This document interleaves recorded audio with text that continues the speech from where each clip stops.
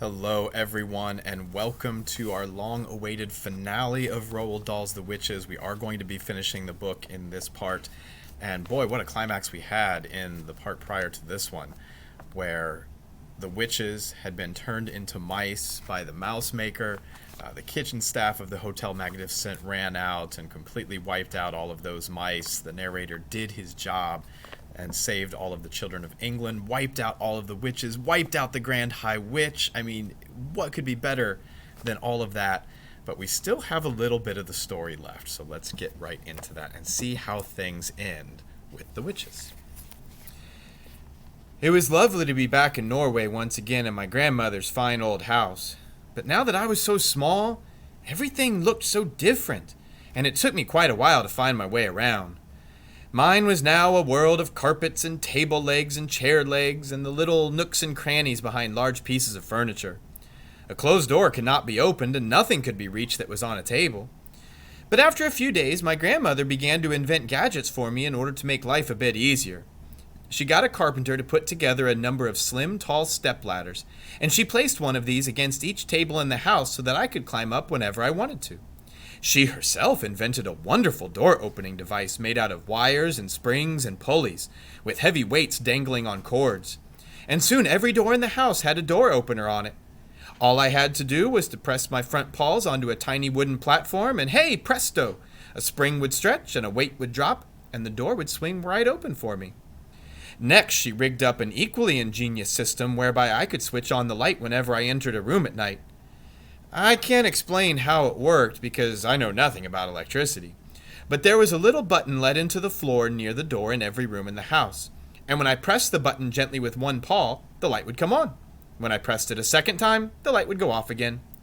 My grandmother made me a tiny toothbrush using a matchstick for the handle, and into this she stuck little bits of bristle that she had snipped off one of her hairbrushes. "You must not get any holes in your teeth," she said.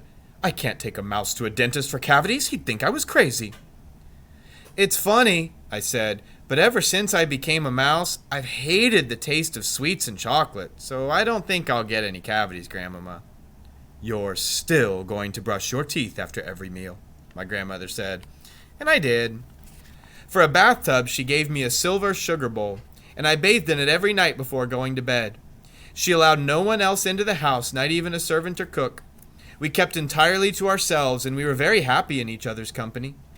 One evening, as I lay on my grandmother's lap in front of the fire, she said to me, "I wonder whatever happened to that little Bruno."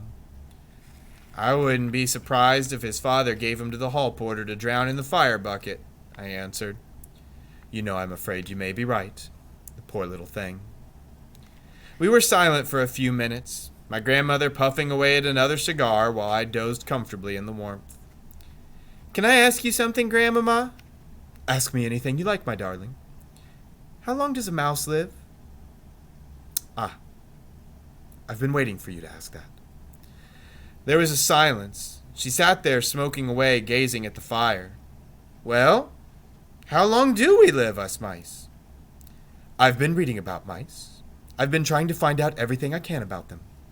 "Well, go on then, Grandmama. Why won't you tell me?" "Well, if you really want to know, I'm afraid a mouse doesn't live for a very long time." "How long?" I asked.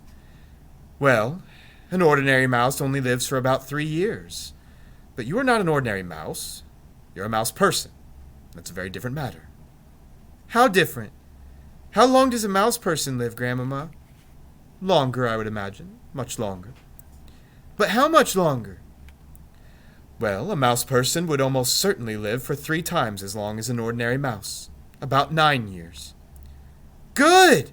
That's great! That's the best news I've ever had!" "Why do you say that?" she asked, surprised. "Because I would never want to live longer than you," I said. "I couldn't stand being looked after by anybody else." There was a short silence, and she had a way of fondling me behind the ears with the tip of one finger that felt lovely. "How old are you, Grandmama?" "I'm 86. "Will you live another 8 or 9 years?" "I might, with a bit of luck." "Well, you've got to," I said, "because by then I'll be a very old mouse, and you'll be a very old grandmother, and soon after that we'll both die together." "Well, That would be perfect, she said. I had a little doze after that.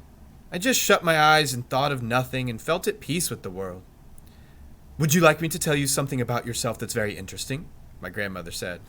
Yes, please, Grandmama, I said without opening my eyes. I couldn't believe it at first, but apparently it's quite true. What is it? The heart of a mouse, and that means your heart, is beating at the rate of 500 times a minute. That's not possible, I said, opening my eyes wide. It's as true as I'm sitting here. It's a sort of miracle. Well, that's nearly 9 beats a minute, I said, working out the math in my head. Sorry, 9 beats a second, I said, working it out in my head. Correct. Your heart is beating so fast it's impossible to hear the separate beats. All one hears is a soft humming sound. She was wearing a lace dress, and the lace kept tickling my nose. I had to rest my head on my front paws. Have you ever heard my heart humming away, Grandmama? Often, she said. I hear it when you're lying very close to me on the pillow at night. The two of us remained silent in front of the fire for a long time after that, thinking about these wonderful things. My darling, are you sure you don't mind being a mouse the rest of your life? I don't mind at all. It doesn't matter who you are or what you look like, so long as somebody loves you. For supper that evening, my grandmother had a plain omelet and a slice of bread. I had a piece of brown Norwegian goat's milk cheese, which I had loved even when I was a boy. We ate in front of the fire, my grandmother in her armchair and me on the table with my cheese on a small plate. Grandmama, now that we've done away with the Grand High Witch, will all the other witches in the world gradually disappear? Oh, I'm quite certain they won't, she said. I stopped chewing and stared at her. But they must. Surely they must. No, I'm afraid not. But if she's not there any longer, how are they going to get all the money they need? And who's going to give them orders and jazz them up at the annual meetings and invent all their magic formulas for them? Think of it this way. When a queen bee dies, there's always another queen in the hive ready to take her place. It's the same with witches. In the great headquarters where the Grand High Witch lives, there's always another Grand High Witch waiting in the wings to take over should anything happen. No! Oh no, that can't be! I cried. That means everything we did was for nothing? Have I become a mouse for nothing at all? We saved the children of England. I wouldn't call that nothing. I know, but that's not nearly good enough. I felt sure that all the witches of the world would slowly fade away after we got rid of their leader. Now you tell me that everything's going to go on just the same as before? No, not exactly as before. For instance, there are no longer any witches in England. That's quite a triumph, isn't it? But what about the rest of the world? What about America and France and Holland and Germany? What about Norway? Oh, you mustn't think I've been sitting back doing nothing these last few days. I've been giving a great deal of thought and time to that particular problem. I was looking up at her face when she said this, and all at once I noticed that a little secret smile was beginning to spread slowly around her eyes and the corners of her mouth. Why are you smiling, Grandmama? I asked her. I have some rather interesting news for you. What news? Shall I tell it to you right from the beginning? Yes, please. I like good news. She had finished her omelet, and I had finished enough of my cheese. She wiped her lips with a napkin and said, As soon as we arrived back in Norway, I picked up the telephone and made a call to England. To who would you have called in England, Grandmama? To the chief of police in Bournemouth. My darling, I told him I was the chief of police for all of Norway, and that I was interested in the peculiar happenings that had taken place recently in the Hotel Magnificent.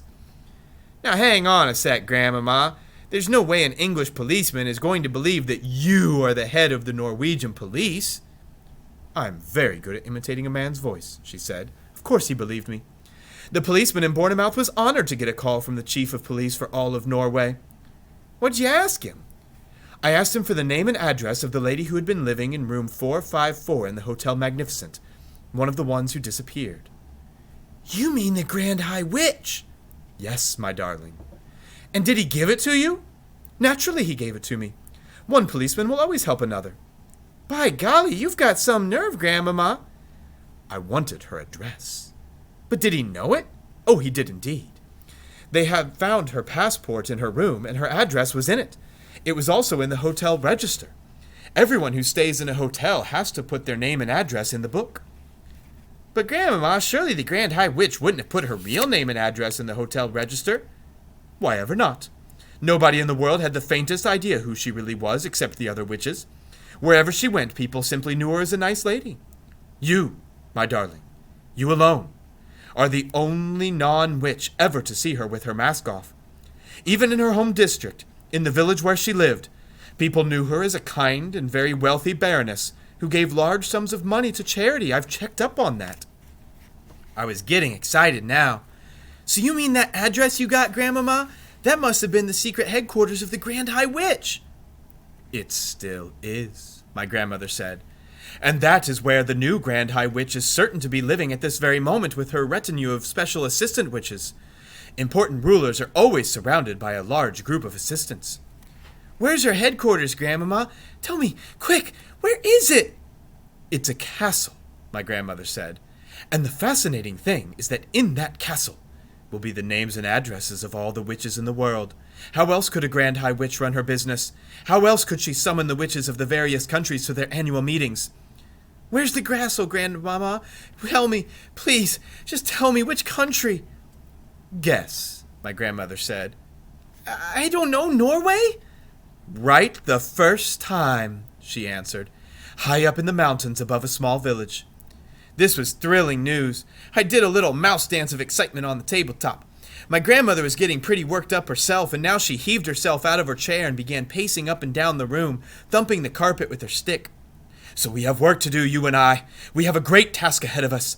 Thank heavens you're a mouse. A mouse can go anywhere. All I'll have to do is put you down somewhere near the Grand High Witch's castle, and you will very easily be able to get inside and creep around, looking and listening to your heart's content. I will! No one will ever see me. Moving about in a big castle will be child's play compared to going into a crowded kitchen full of cooks and waiters. You could spend days in there if necessary, my grandmother cried. In her excitement, she was waving her stick all over the place, and suddenly she knocked over a tall and very beautiful vase that went crashing onto the floor and smashed into a million pieces. Ah, forget it, she said. It's only Ming. Now, for those of you not caught up on your art history, pottery and other artwork from the Ming Dynasty in China is extremely valuable. She just smashed something worth a lot of money. You could spend weeks in that castle if you wanted to, and they'd never know you were there.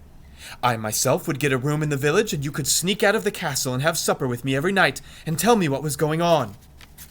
I could! I cried out. And inside the castle, I could go snooping around simply everywhere. But your main job, of course, my grandmother said, would be to destroy every witch in that place.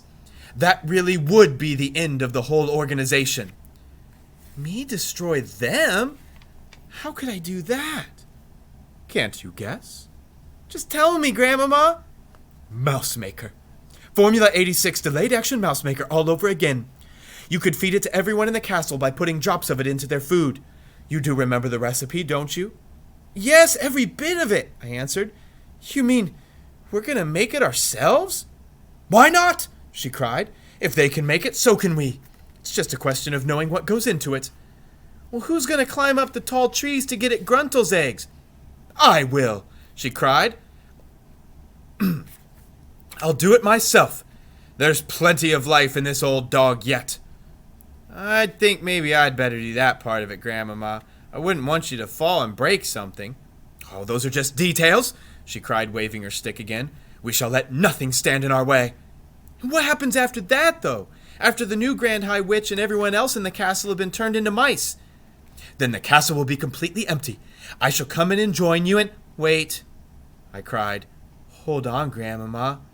I just had a nasty thought. What nasty thought? She said. When the mousemaker turned me into a mouse, I didn't just become an ordinary mouse that you catch with mouse traps. I became a talking, thinking, intelligent mouse person who wouldn't go near a mouse trap. My grandmother stopped dead in her tracks. She already knew what was coming next.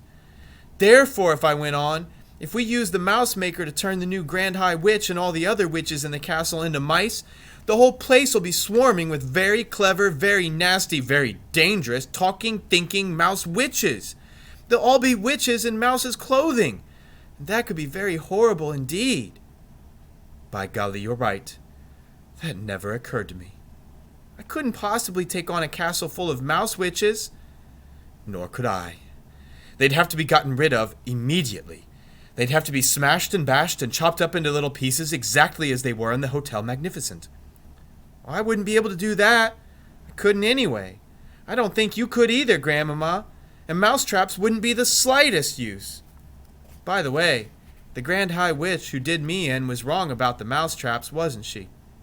Yes, my grandmother said impatiently, but I'm not concerned with that Grand High Witch.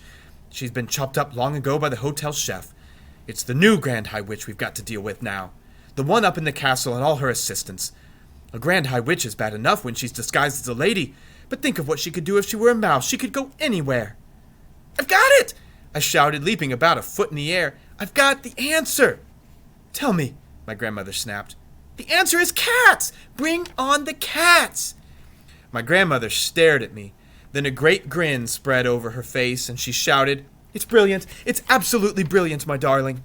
Shove half a dozen cats into that castle, and they'll kill every mouse in the place in 5 minutes. I don't care how clever the mice are. You're like a magician, my grandmother shouted, starting to wave her stick about once again. Watch out for the other vases, Grandmama. Oh, to heck with the vases. I'm so thrilled I don't care if I break the lot. But just one thing. You've got to make absolutely sure I'm well out of the way myself before you put the cats in. That's a promise, she said. What will we do after the cats have killed all the mice? I'll take all the cats back to the village, and then you and I will have the castle completely to ourselves. And then? Then we shall go through the records and get the names and addresses of all the witches in the whole wide world. And after that, I said, shaking with excitement. After that, my darling, the greatest task of all will begin for you and me. We shall pack our bags and go traveling all over the world. In every country we visit, we'll seek out the houses where the witches are living. We'll find each house one by one, and having found it, you'll creep inside and leave your little drops of deadly mouse maker in the bread, or cornflakes, or rice pudding, or whatever food you see lying about. It will be a triumph, my darling, a colossal, unbeatable triumph. We shall do it entirely ourselves, just you and me. That will be our work for the rest of our lives. My grandmother picked me up off the table and kissed me on the nose. Oh, my goodness, we're going to be busy these next few weeks and months and years, she cried. I think we are, I said, but what fun and excitement it's going to be. You can say that again, my grandmother cried, giving me another kiss. And I can't wait to get started. And that is where Roald Dahl has ended his novel of the witches, with this dramatic cliffhanger of them making a plan to go after the new Grand High Witch and her home headquarters, and then to travel the globe, taking on the rest of the witches that still exist across the planet. And I'm sure some of you might be thinking, no, there has to be more than this. I want to know. I want to hear about the castle. I want to hear about them traveling about. But that's not how Roald Dahl chose to tell his story. Now, some of you might be very frustrated with this over 200-page book ending with a cliffhanger. Oh, we've got an announcement. If there's a custodian that's close to the gym, could you look and see if there's a case with a pair of glasses left on the floor of the gym? There's a custodian that's close to the gym. I'm looking for a glass case with a pair of glasses. Thank you. Well, if any of you are watching this and you accidentally left your glasses case near the gymnasium, you might want to pick that up in the office. But I know some of you might be a little bit frustrated with this whole story kind of ending with a cliffhanger. But to that, I would say two things. Number one, what an imaginative way to end things, because now you, the reader, or in this case, the listener, kind of get to use your own mind and imagination to decide what happens. But number two, if we're playing this out logically, if I'm checking the copyright page of this book was originally written many, many years ago. According to the information I've got here, it looks like the original copyright was back in 1983. So this book is nearly 40 years old. So if we're just using a little bit of logic to steal an idea from the professor back when we read The Lion, Witch, and the Wardrobe, which if you've never read that, check out those videos on my channel. 37 years ago, Roald Dahl ended this by saying they were going to travel the world taking care of the rest of the witches.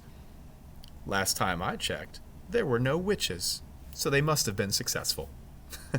But at any rate, I hope you've enjoyed this story, The Witches by Roald Dahl. And there are so many other tremendous books by Roald Dahl out there if you aren't familiar with him as an author. He has written tons of absolute legendary classic stories. You should definitely check those out. The BFG, James and the Giant Peach, Matilda, the Charlie and the Chocolate Factory, the Willy Wonka books. So many excellent stories, and I definitely encourage you to check them out.